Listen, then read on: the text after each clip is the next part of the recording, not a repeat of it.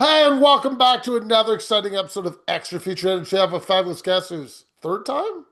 Third time, Fourth? yep. Third Yep. time. I'm pretty Third sure it's time. third.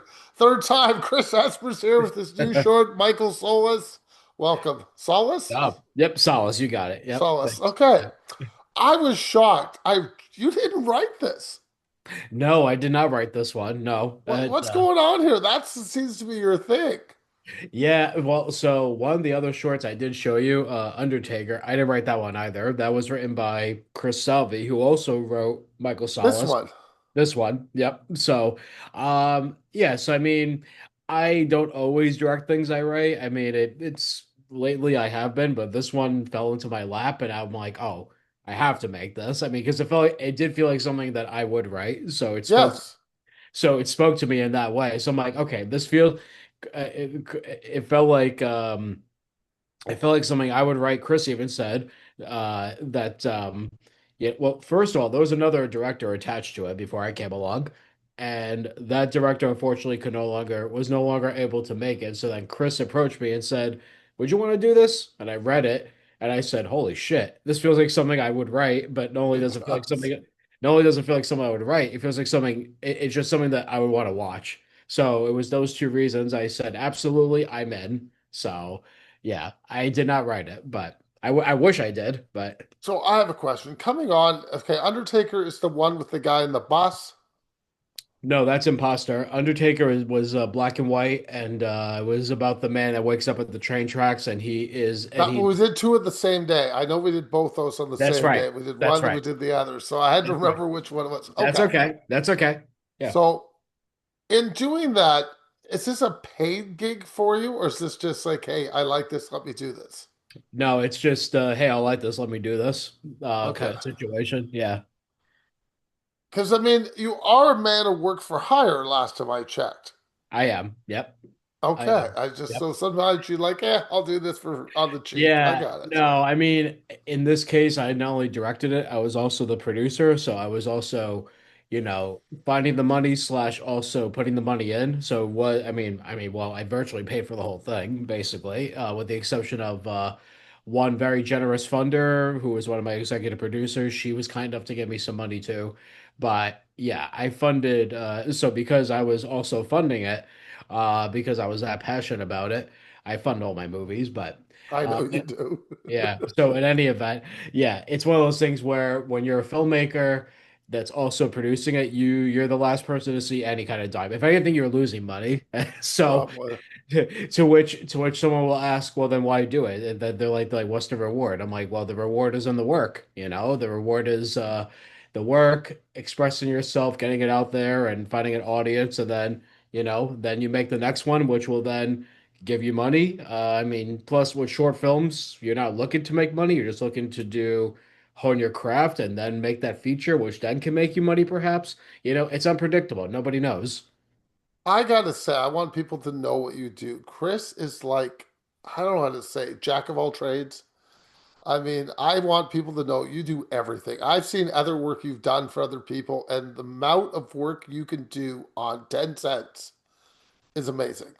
Oh, thank you. And you do see that throughout this film, which I'm going to get to in a few seconds. So I am Sure. prepping Yeah. you up for this. Okay. Yeah. So let's start at that. I mean, the prep work you had to do to start off the film. And I Mhm. want to break down for the main character's glasses, I want to talk about here, and I Mhm. want to talk about his tie. Okay. Now, those could not have been easy things to find.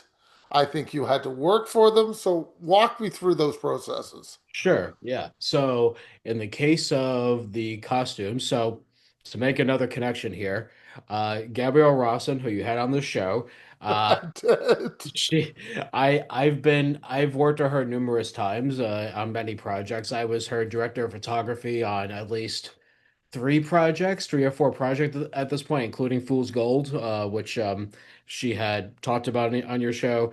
She I've been, has. yep, I've been an editor for her films as well. So she was my production designer for Michael Solace, and Aha. she's really good at conceptualizing colors and knew exactly what I was looking for. I mean, our references. So one of the things I try to do with every movie I make is I always give homework to cast and crew.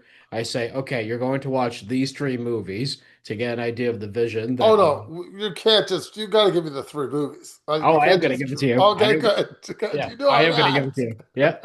So I said, okay, you're going to watch these three movies, and the three movies are Barton Fink, Naked Lunch by David Cronenberg, Ooh. and the 1922 version of Nosferatu. I said those are the three movies you're going to be watching. So that was the assignment.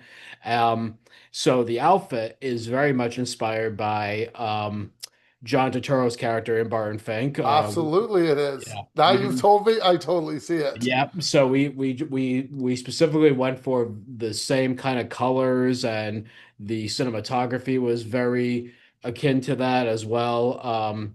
So yeah, no, we were heavily inspired by Barton Fink and Naked Lunch because both characters, the funny thing about those two movies, they're both about writers. They both take place in the 40s. They both share a lot of browns, reds, kind of color palettes, and golds, and they both have characters that have these same sort of brown suits. And most importantly of all, Judy Davis is in both movies as the female love Yes, interest. It's she very, is. and like that wasn't even intentional. I watched both movies back to back, and I'm like, oh wow, there's a lot more similar here than I realized. But yeah, we very much took a lot of cues from that, and then we crafted the costume to be specific for our own vision rather than just doing a carbon copy. So we watched those three movies. I also at least for the performance, I told Justin, who played Michael Solace, to also think about Nicolas Cage in adaptation, who is a very nervous writer in that movie, and and Michael's a very neurotic writer himself. So yeah, I pulled from everywhere I could to just give a complete vision of like, okay, if you want to know what this movie is, watch those movies. So that's what we did. So, in seeing this short, if somebody's made it this far in the interview and had not seen the short, should they go back and watch those three films, or it's not needed? It's not needed, I would say. It's just more of like they were just influences for me. I have influences for all my movies, and I think that's kind of nice because in a way you kind of have to go back to know what came before, to sort of understand what are you crafting and how you're gonna bring the trajectory further in cinema, because I mean, even the people who made those movies, they had influences too, I mean, so it's just always perpetuating, influences upon influences. This person was inspired by this person. Then someone else was inspired by a filmmaker of the 30s and 40s, and before them, the filmmakers of the early 1900s. I mean, so it's always perpetuating. I think it's important to understand film history and to just like go back and know where it started, like, and how what you can do to put your own spin on that voice, of your own voice, I should say. How come you always make shorts and never a full film? I'm actually endeavoring to do a feature now. I think it was just a lot of things. I mean, one is getting money. That's the big thing. But I think a lot of it too is the that whole idea of like, oh, am I ready? Am I really ready now? Like, can I do this? Like, it's I think for me, I think I've for years I've built up the idea of doing a feature as like being this like thing where it's like, oh, you only have one feature film debut. It's got to be as great as it could be, and I think I've sort of put it on a pedestal, probably more than I probably needed to. But I think now I'm at a point where I'm like, okay, I'm ready to do one, and I do have two feature film screenplays I did write that I'm hoping to get made. So yeah, it's definitely on the docket. But now that I've made many films for 15 years, I'm like, okay, I'm good. I think I know what I can do now. I want to go back to the restaurant scene where we open up. Okay. First off, I want to start with what restaurant it was. You can start there, Sure. then I'll give you the part two after. Sure. The restaurant was called Sarto's Restaurant. It was in Providence, Rhode Island, right in downtown. Okay, are those all extras or is it open? No, those are all extras. Okay, now Yep. this is where I want people to notice you are a master editor and a master of sound. Thank you. How many edits did you do in that opening shot? And if you tell me only one, you're full of crap. Because it's edit. I counted at least 15. Oh, yeah, no, there was a lot of edits for that. I mean, I'll talk about too the scene that comes after the restaurant because that was an edit. Okay. Well, not in the Lead me night. into Well, that. yeah, I'll lead into that in a bit. But yeah, with that particular scene, so the restaurant was closed for the day first, so we had the whole place to ourselves. So Did you have to rent that restaurant or they just gave yeah, it to you for the day? nope, Okay. we rent. Yep, we rent. Actually, well. So we rented it, but we got it for a very reduced rate. And in exchange, they also provided us some food. So, I mean, Nice. it was a good sort of twofold situation.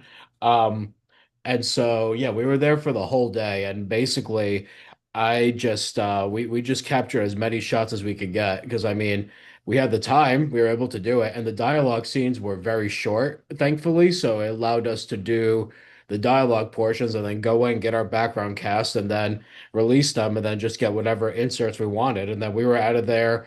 I think we got there at 8 o'clock in the morning and we were out of there by 6 o'clock, not even. So I mean, it wasn't But too bad. okay. I'm not letting you off that easily. There's more work to be done here. Yeah. You start off with the two shot, Yeah. and then you switch to a side shot, and then you edit back, and then you edit back. And then, I mean, walk me through that process. Okay. How So many different times did you shoot the same shot? How so many times did you shoot the yeah. back out extras? And then you hmm have close ups added in. Yeah. I want to get into So all that. okay, gotcha. So so I did because we were dealing with background casts and there's a lot of people there. I'm very um, conscious about people's time and how long people are there for, especially if they don't have to be there for, 12, 14 hours. Like I try to be very conscious of people's time and where they're coming from. So I think I want to say I did at least 3 to 4 takes per shot at the most. So if you consider too that scene was actually shot twice because that scene appears twice in the movie Yes. in two different variations. So we would do scene one, let's say. We did the master shot, the two shot, like 3 takes. And then while we were in the same position, the same lighting setup, I said, okay, let's switch over to scene six. We're already lit for this side of the world. Let's now It's switch scene gears. six, the last shot. That Okay. last the other restaurant scene, right? Yes. So we basically did the wide shot for that scene as well, and then likewise did the over the shoulders pretty much the same way. Where I said, okay, we're gonna do the over the shoulder on Justin, and we're gonna do it for scene one, 3 takes of that. Scene six, 3 takes of that. Switch over to Diana, get her coverage, and do the same thing there. Um, which was interesting because I wanted people to watch the movie and think, are they using the same footage again, or is this different, or is this a different performance? And it was a different performance, but I tried to do it in a way where it was sort of the same thing but different, and I kept the shots the same too for that reason, because I really wanted to feel like a repeat of what we saw and like really confuse the audience momentarily and think, okay, was that reality? Was that fantasy? And so that was the decision there. And then basically hopping around the restaurant and just getting close-ups of our various background casts. And I would say with that, I'd say about 2 takes per person, I mean, they only had like one or two lines, if anything. And we were like, I was constantly switching lenses. I would say to my cinematographer, I would say, okay, let's pop on the 50 millimeter and get a close-up of someone's mouth, or, let's grab the 85 and get eyes and, whatever, or plates. So, yeah, I mean, we grabbed everything. And I mean, there was a lot I didn't use in the edit. So it was just basically it was getting enough coverage so that I could craft the scene and craft the story. The idea there was to show Michael's neuroses with seeing so many people. Okay. How long did it take you to edit that all together then? I mean, that looks time consuming. It was. I mean, I wanted to say that scene alone, it took me, well, I'm a pretty quick editor, so I'd say the rough cut part of it took me about a day, and then refining it. I would refine it and keep refining it and keep refining it. And then so I would say I was refining it up until the last day that I needed to finish it, because I kept going back and I kept saying, okay, yeah, no, I would say, oh, what if we put this shot here? What effect would that make? Or if I put this one here, what does that do for the following shot? Editing is like writing, for me. The way you write a scene in the script, you're also rewriting it in the edit. I did that with Distant Memories, the last film I showed you. That was the way that film played out. That was not the same order that I had written the script. It wasn't until editing that I realized wait, this doesn't work. And then I switched it and I said, oh, wow, that's much better. So you discover new things when you're editing. Yeah, I mean, okay. Now we're gonna get into some more, guys. I'm a big Chris fan. I'm sorry, I just gonna be a gush fest for me, but he knows that already. Because I've seen your other work and I know how your stuff works. Your adding of sound, I really want to get into that, especially when you blend your music and your sound effects. Oh, yeah. I'm so shocked as a guy that's seen your films from the beginning till now, how much you've grown as a filmmaker. I So, think. how did you develop that sound? Because I'm talking the axe dragging, and then you have the music coming in, and it's always one. So, I mean, basically, I'm trying to think, not, sound effects and the thing. I know one's a creation of sound and one's not. You should be up Yeah. for an Oscar for that sound. It is so good. Oh, uh, yeah, I can't take credit. I mean, so I'll put it this way: when I do my edit, I always put my own sound effects as like a guide baseline because Right. particularly with this movie, I was and also with Distant Memories, those two movies they were very much driven by sound, and so I would grab my own sound effects from a sound effects library and just use them as a basis for where I wanted to cut and how I wanted to cut it and what emotional impact I wanted it to have. That was important too because I needed that baseline for my sound designer and mixer, Jay Sheehan, who's brilliant. He also did the sound mix on Fool's Gold for Gabby. And he's just such a talented guy. I mean, he's been doing it for like 30 years or something like that, and he knows what he's doing. So I mean, I gave him a sort of a baseline, and he refined it. He added a lot of different um reverb effects and delays, things that I did in my own edit too, but he just like enhanced it even more. So I did my own, and then I said to him, I said, here, use this as a baseline, but play with it a little bit, clean it up, do anything you have to do to it to make it better. And so that's what he did. So yeah, I grabbed a lot of sound effects from sound effects libraries that I had temporary music underneath, like sort of the music that the sound alike of what I thought I wanted.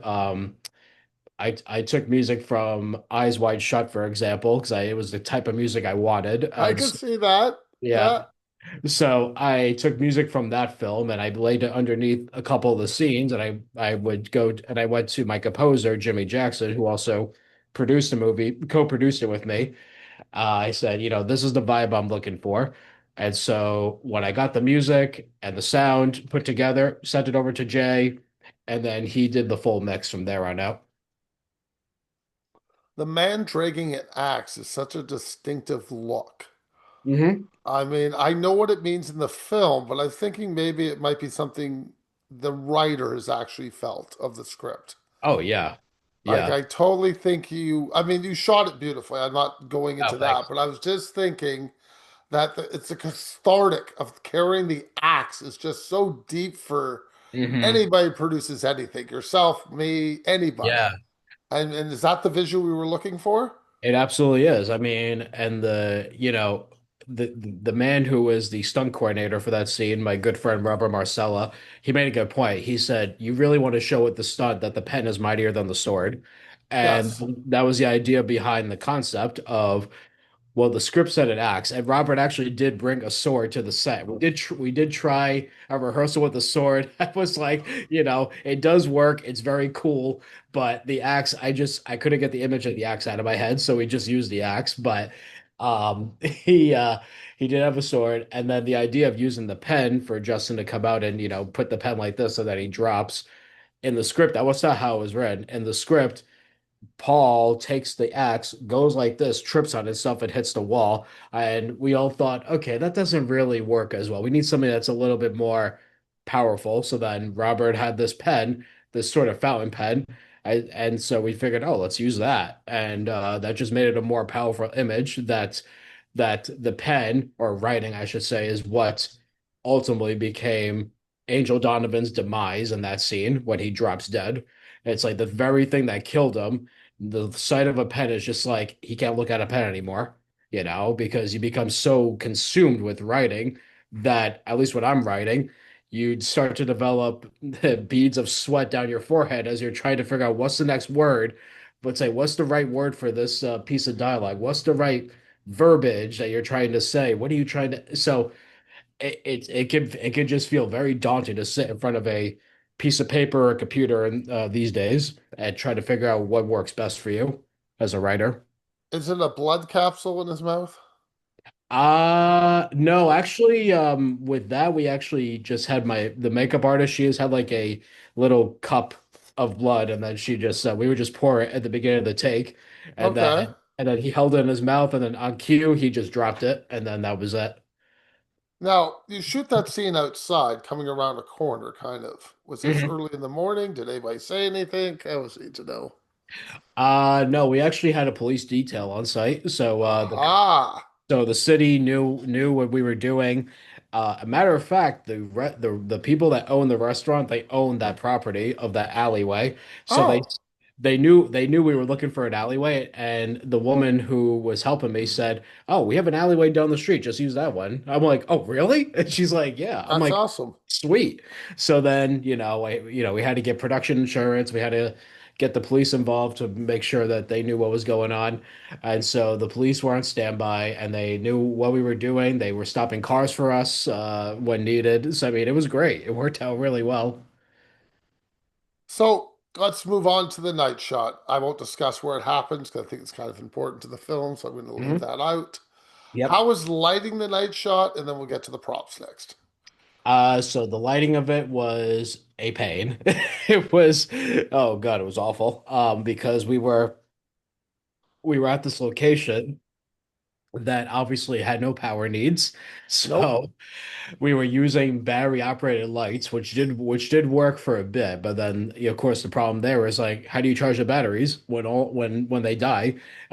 So we had these little charging stations, these like power boxes. They're called Echo Flows, and we would plug lights in whenever we could to at least have some power. Another one was charging batteries off to the side. Then a third one was nearby doing plugging in another light. So we had three of these Echo Flows. We couldn't afford a generator as much as I would have loved to have had one. We couldn't afford it. But it was a nightmare because because then the Echo Flows, they also die because they have to be charged. And when you plug in something that it carries more power than the box could handle, it's not going to last very long. No. So we were really running on very, very thin ice with that scene. It was not an ideal situation at all. So I mean, it took time. We did get a little bit of light rain Oh. during one of the shots, but the fortunate thing about light rain is that you can't really see it on camera unless it's backlit. So it that wasn't too bad for us. But the power stuff, yeah, that was a pain. So we had like I want to say we had like three or four lights going at once. Like a backlight on the actors, and then key light and like a background light, just getting like the trees and things like that. Plus the car had headlights, so I mean that was helpful too. Oh, look at you. I think. Okay, now we can discuss the masks. The masks are awesome.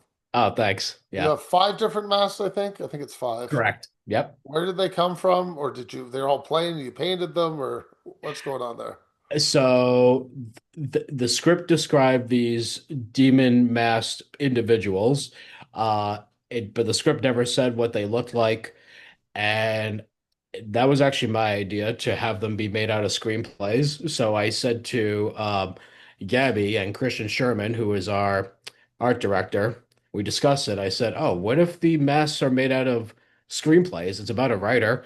I said, and the dialogue says this is where screenwriters go to die. I'm like, "Oh, how appropriate!" They take this. They've taken much like how there are sin eaters or soul eaters. These people take the written works of writers who have passed on or what have you. I thought, oh, what if we just take screenplays, rip them to shreds, make like these paper mache masks, and they're all different colors and they all have different facial expressions and they represent different genres of writing. Like one was a drama mask, it was like kind of blue, and then the yellow one had a big smile, it was comedy, and then science fiction, period piece. then the horror, which was red. So, and if you look closely at the words on on the mask, you can even see written by Chris Esper and written by Chris Salvi on one of them. So I miss we that. we used pieces of our own script for that. So it was kind of like a neat little Easter egg. I do want to take a stab at the music. It is very eclectic at times. Yes. Like you say Barton Fink, but I don't. It's more gothic to me than It Barton is, Fink. yeah. No, Barfink was more for the visuals more than anything else. Okay. I'd say for the music, I was more inspired by Eyes Wide Shut, like I said, and Yes. yeah, because I did want it to be more. I because like I didn't really want to go for like a because like Barton Fink and Naked Lunch they have kind of like a jazzy sort of 50s, Yes. and that didn't fit this movie. So I thought that something more gothic lend itself better to that. So then, yes, I chose a lot of ambient and a lot of gothic types of music to lay as a temporary score when I was editing, and then when I gave it to Jimmy to do the scoring, he used that very much as a basis for creating his own soundtrack. Okay. The last shot, I couldn't tell if it was a hotel or an apartment Ah. entry. Now, my guess would be it looks like a hotel entrance to me or an old apartment entrance. Or am I totally off base? You are actually paying me a great compliment when you say looks like a hotel entry because that's what I was trying to go for. Okay. Actually no, it's a theater. It's the lobby of Is a it? Yep, it's a lobby of an Okay. old theater. Yep. So there's a pretty well-known theater in Providence called Providence Performing Arts Center. And I was surprised that they allowed me to shoot there. I mean, it wasn't cheap, believe me, but it had the vision that I was after. Because we needed like an old hotel. I did call real hotels, but of course they all said, nope, can't shoot here. It's gonna affect human traffic that's here and all. I said, okay, understandable, that's fine. I disagree. If you shot at Uh, 3 o'clock in the morning, it would not affect too yeah, much traffic. exactly. But And it if would Tom Cruise asked to film it, it'd be no problems. Yeah, exactly. So luckily this theater had the exact look. It looked like a hotel lobby, and so it gave the exact look that we were going for. And so, yeah, we just used the old theater and just shot around anything that was like sort of theater-esque, like any kind of posters, or we moved anything that said it was a theater. So we just controlled it as much as we could. Okay. Um, is this film, I presume, is on the circuit, though you can't Yes. really find it yet? Okay, well, Yeah. don't worry. We'll give the other part at the end. I promise Yeah. you. Yeah, no, it's just Okay. starting on the circuit. Yeah. I know you want your fun questions because you've done this so many times. You know I have to make up new ones for you. No, I love it. Yeah, it's great. Okay, Chris, your favorite food, and did you serve it at your wedding? Ooh, that's a good question. My favorite food. Uh, hmm. I mean, I love to cook. That's my other sort of creative hobby outside of filmmaking. I don't But believe you have time to cook, buddy. I don't believe you have the time. you can ask my wife. I make the time somehow, like Okay. in between my day job and all my other things. No, I tend to go for like my favorite food. Oh, I think like anything Italian. I just because I'm half Italian. I know. Um, so it's I would say oof, wow, yeah, that's really tough. I do really like zuppa di pesce, which is like pasta and seafood like shrimp or mussels, clams, all of that. Well, we did not serve it at our wedding, but we did have a really delicious filet mignon, which I do love as Okay. well. Yeah. So it's Number two, your favorite drink and was it served at your wedding? my favorite, yes, it was. My favorite drink is an old fashioned.